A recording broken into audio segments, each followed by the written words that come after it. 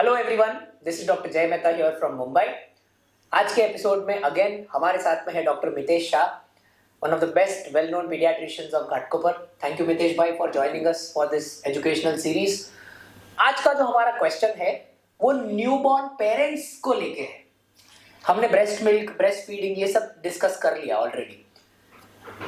काफी बार जब बच्चे घर पे होते हैं, 1 month old kid, 2 month old kids, middle of the night they are crying excessively, suddenly बहुत ज्यादा रोने का स्टार्ट कर देते हैं। एंड एज न्यू पेरेंट्स, जब मैं भी न्यू पेरेंट था तब मैं भी आपको फोन करता था कि ये रो क्यों रही है इतना, एंड क्या होता है कि लोग बहुत नर्वस हो जाते हैं। मैं भले डॉक्टर हूं, पर जब खुद का बच्चा रोता है ना तो बहुत नर्वस हो जाते हैं आदमी, पैनिक हो जाते हैं।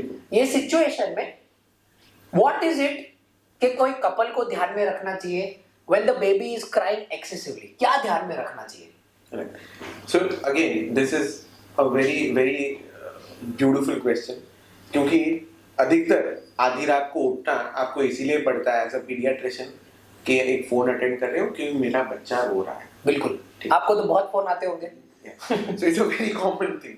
Okay. अब so हमें ध्यान में रखना है कि बच्चा रोता क्यों है। Okay.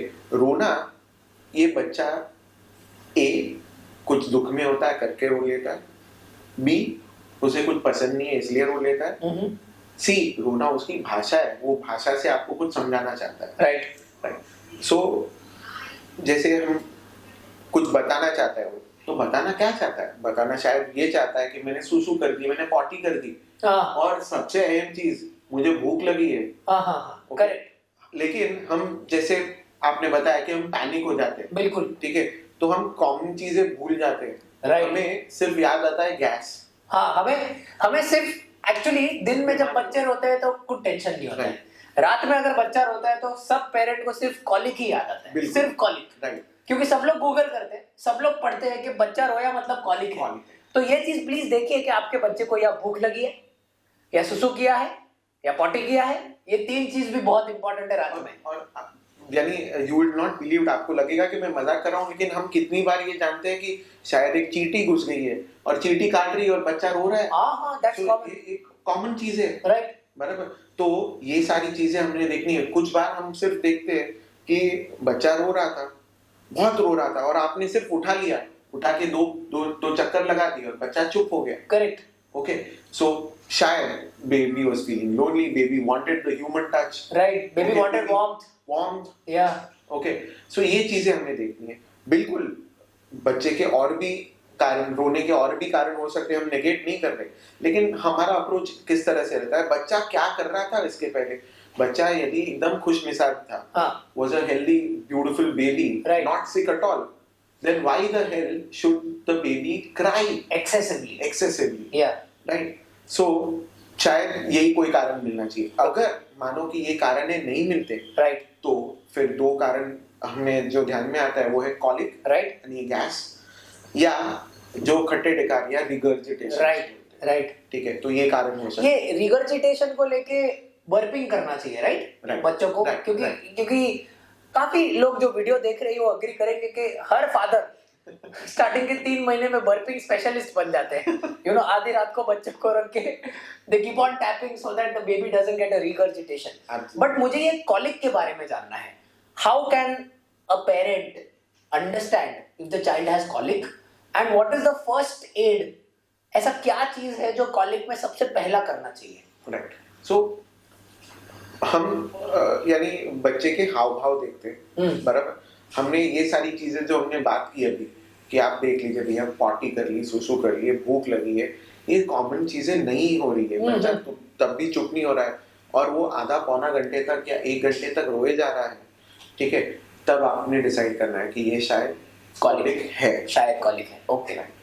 और colic by definition medical language में हम कब कहते हैं? When the baby cries for about 2 to 3 hours, okay, for more than 3 times a week, and for more than 3 weeks continuously. Wow, अच्छा. Okay, that's a big definition. Yes. Yeah. So then he's been labeled as a colic baby. Right. Okay. लेकिन इतनी patience तो मुझे नहीं नहीं, लगता है। I don't यानी think वो- 6 डॉक्टर्स चेंज हो जाएंगे हाँ, इसके वो पहले। पीडियाट्रिशियन चेंज कर देंगे, राइट? राइट। सो आपने और मैंने कुछ जादू दिखाना ही दिखाना है इसके बिल्कुल, पहले। बिल्कुल। तो what we have to do is हमने ये सारे कॉजेस इरेडिकेट कर दिए। अब जब फिर बच्चा फिर भी रोए जा रहा है, तो what I do is I take the baby in the on the lap and pat the back. Okay, pat the back. या हाँ, okay, with the tummy pressed against the lap. Okay, Okay, and if the baby has some trapped gas, okay, Right. the baby may release it. Okay. Okay, and feel better, better. Right? Okay, ये भी work नहीं कर रहा है। तब जो over the counter जो gas की दवाई है, कॉमनली कॉलिकेट करके एक दवाई आती है, जो भी या नाम से, कॉलीमैक्स, कॉलिकेट, या so आप वो पिला सकते हैं। Okay. and that can give some relief. to some relief. But I think what is very important to understand is, please see to it. देखिए, बेबी का लैंग्वेज मदर से ज्यादा अच्छा कोई नहीं समझता है। बिल्कुल। I think the mother understands what the baby wants to say within the first week of birth. You know, the mother will always know कि चाइल्ड हंग्री है या नहीं, चाइल्ड ने सुसु किया है या नहीं, चाइल्ड ने पॉटी किया है या नहीं, ये रोना किस वजह से ये भी समझ सकते ये रोना किस वजह से ये भी मम्मी को समझ में आता है। So take the advice of that new mother also, because the mothers are extremely intelligent. All right. ये होने के बाद, if of course the baby is having excessive crying, please call up your pediatrician. That is important. But gas एक ऐसा चीज है, colic जिसे हम बोलते हैं, वो आपको ध्यान में रखना है, right? Thank you so much, because this is so important. अगर ये वीडियो लोगों ने देख लिया तो वो शायद पीडियाट्रिशियंस को रात को उठाएंगे नहीं, you know. And of course if there are further questions you can put them in the comments box. Somebody from Dr. Mitesh and his team will try to get back to you as quickly as they can. Thank you so much. Thank you.